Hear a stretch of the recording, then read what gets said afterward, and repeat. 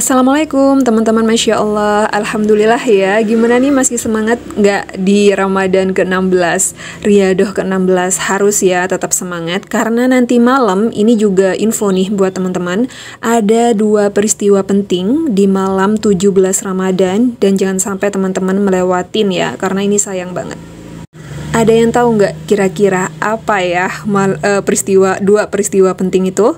Yang pertama, Nuzulul Quran. Jadi nanti malam itu ada peristiwa turunnya Al-Quran dari Allah Subhanahu wa Ta'ala kepada Nabi kita, Nabi Muhammad, untuk digunakan sebagai petunjuk bagi umat Islam. Peristiwa yang kedua adalah peristiwa Perang Badar. Jadi Perang Badar itu adalah puncak pertikaian antara kaum muslimin Madinah sama kaum musyrikin Quraisy Mekah. Jadi di saat Perang Badar, Nabi kita Muhammad SAW itu berdoa dengan doa yang sangat-sangat serius untuk meminta kemenangan sama Allah, ya meskipun beliau tahu jumlah pasukan umat muslim itu hanya 313 dan kaum kafir Quraisy itu 1000 orang.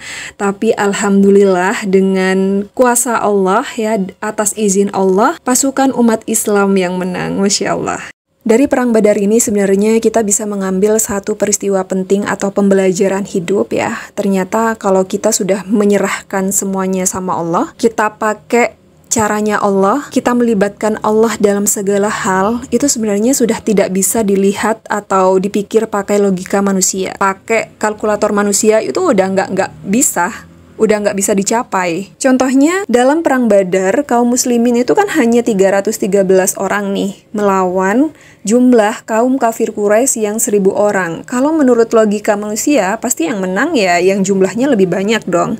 Tapi atas kuasa Allah, atas izin Allah, kun fayakun Allah, ternyata yang menang adalah kaum muslimin yang hanya berjumlah 313 orang. Sama halnya dengan kita sekarang ini yang sama-sama lagi berjuang hajat ya, berjuang untuk bisa ke Baitullah dengan segala kondisi yang ada sekarang, yang nggak punya uang, ya uangnya sedikit, ya nggak punya dana, tapi kita hanya butuh yang namanya kun fayakunnya Allah, kita hanya butuh konfirmasinya Allah, kita hanya butuh ACC-nya Allah, passwordnya Allah ridho. Jadi ayo, yang mulai kemarin males-malesan Riyadhahnya udah banyak bolongnya kayak gitu ya, daripada checklist centangnya lebih banyak silangnya, ayo mulai nanti malam 17 Ramadan kita bangun lagi ibadah-ibadah wajib dan sunnahnya. Di 17 Ramadan itu dianjurkan kita berdoa yang banyak.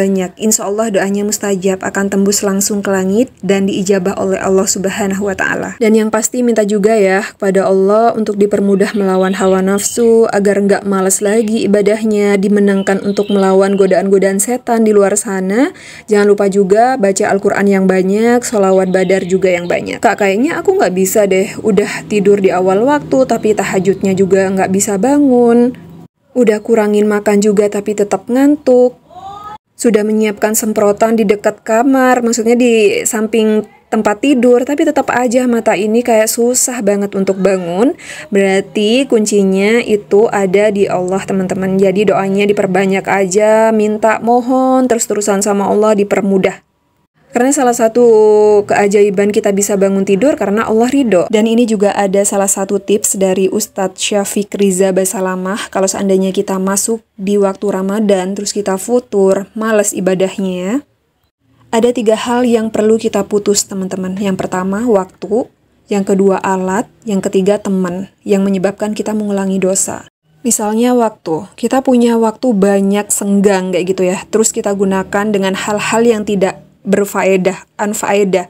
Kita gunakan untuk waktu yang produktif. Biasanya ibu-ibu rumah tangga kalau udah nyuci, ngepel kayak gitu ya, nyapu, kita kan pasti banyak tuh ada beberapa jam untuk waktu senggang. Nah, dari waktu senggang itu, daripada kita mengulangi dosa, kita misalnya nonton sesuatu yang nggak berfaedah, gosip-gosip kayak gitu ya, infotainment atau apa, scroll TikTok, mending kita ganti dengan tontonan yang berfaedah. Misalnya kita nonton aja video dakwah yang bisa meningkatkan keimanan kita.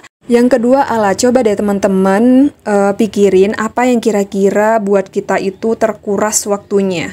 Misal scroll TikTok atau pegang HP sampai bablas kita ya, cuap-cuap sama temen sebelah kayak gitu, ngomongin hal-hal yang nggak penting, bergosip, melalui chatting, coba aja itu diberhentikan dulu. Buat jadwal selama Ramadan kita puasa HP-an dulu, puasa WA-an dulu, puasa chat-chat di grup dulu.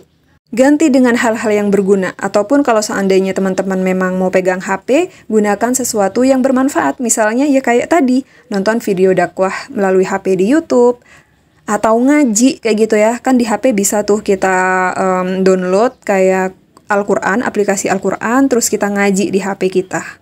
Yang ketiga, teman. Nah, kalau seandainya kita sudah tahu, kalau kita bertemu atau chat-chat dengan teman kita, terus ending-endingnya kita ngomongin orang, bergosip tentang kejelekan orang, di Ramadan ini, ayo kita puasa, kita riyadoh nggak bertemu sama teman kita dulu.